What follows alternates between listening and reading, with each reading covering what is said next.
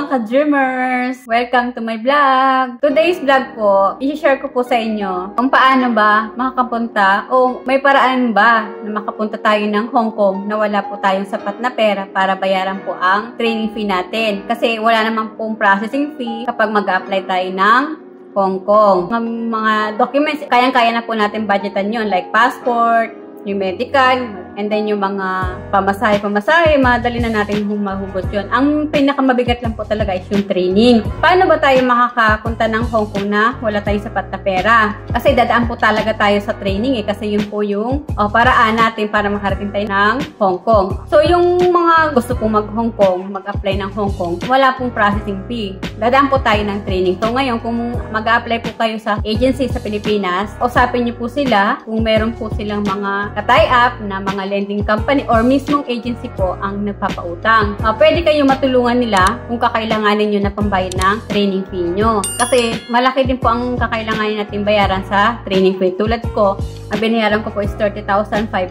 Panahon na 2021. 2021 po is 30,500 po yung binayaran ko sa training fee. Wala akong binayaran processing fee pero training fee meron. Kasi kailangan po natin yung training fee para makakuha tayo ng Domestic Worker Certificate, yung NC2 yun. Mag-exam tayo sa TESTA. Tapos, kapag nakapasa tayo sa TESTA, ayun, bibigyan tayo ng NC2. Kung wala po tayong NC2 nun, hindi tayo mabibigyan ng UEC kasi yun po ang kailangan ng PUEA, requirements nila para mabigyan tayo ng UEC. Kailangan talaga natin ng training. So, yung mga gusto hong mag-apply na wala pong sapat na pera, punta po kayo ng agency, kausapin niyo po sila kung sino po yung agent na hawak sa inyo na kung pwede tulungan kayo sa pambayad ng training fee nyo kasi may bigat. Tapos kung kailan yung babayaran o kung ilang months yung babayaran. Kasi yung friend ko po, nag-apply po siya. Kinausap niyo po yung agent niya na kailangan niya ng pera kasi wala talaga siya. Wala talaga siya pambayad sa training fee niya. So, ang ginawa ng agency niya, kinausap and then binigyan siya ng referral para doon sa lending company na magpapautang sa kanya. So, ngayon guys, bago tayo makautang sa lending company, kailangan po natin ng passport and then kontrata. Kasi para sigurado sila na meron tayong trabaho madadatnan dito sa Hong Kong.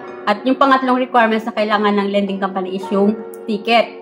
Yes, hindi po tayo makakautang sa kanila kung wala pa po tayong hawak na ticket. So, para sigurado na pagdating natin ng Hong Kong is makakapagbayad agad tayo. Ilang buwan nga ba ang bayaran sa ganyan, sa lending company? Yung friend ko po, nung umutang siya, 3 months niya pong binayaran. Hindi naman ho ganun kalaki yung interest na pinatong sa kanya. Maliit lang naman po. Ayun, then after ng 3 months niya po, nabayaran niya na po yung utang niya sa lending. And then, ayun, nakaipon na siya. Di ba po, merong paraan para makarating tayo ng Hong Kong. So, wag po tayo mag-alala na, ay, hindi na ako makakapunta ng Hong Kong kasi wala naman akong pera. So, try niyo po kausapin yung agent nyo na ganito ang sitwasyon nyo, na wala kayong pambayad ng pera para matulungan kayo. Tapos, kung ilang buwan nyo din babayaran yung inutang nyo, depende na yan sa inyo kung 3 months, 5 months, at least pagdating nyo ng Hong Kong, matik, after 1 month, magsasahod na kayo So, makakapagbayad na kayo. So, kaya kailangan ng lending company ng tatlong requirements, yung passport nyo, kontrata, and then yung ticket para pagdating nyo dito,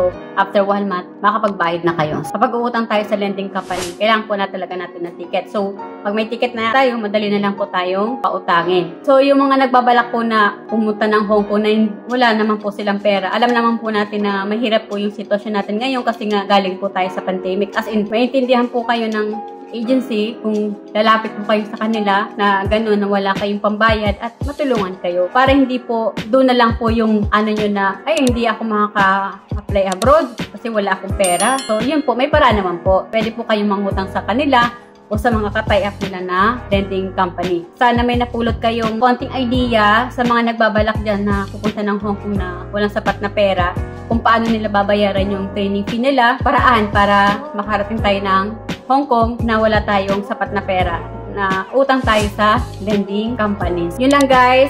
Sana meron kayo napulot sa vlog ko na ito. Makabayad tayo ng training fee natin kung wala naman tayong sapat na pera. So yun lang guys. May mga comment po kayo at masagot ko po.